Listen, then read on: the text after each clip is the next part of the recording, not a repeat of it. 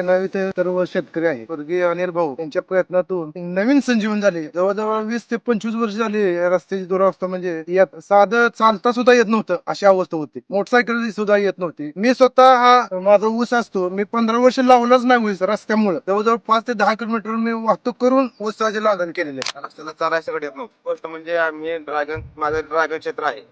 Dragon क्षेत्र हे पावसाळ्यातच चालू होते.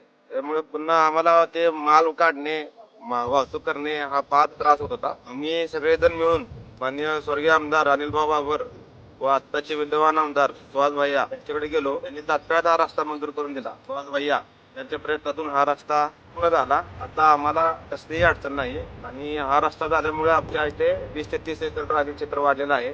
ऊसाचंही क्षेत्र वाढलेलं आहे. त्याच्यामुळे मी आमचे गावकरी स्वर्गीय आमदार अनिलभाऊ बाबर व सुहास भाई यांचे आभारी आहे.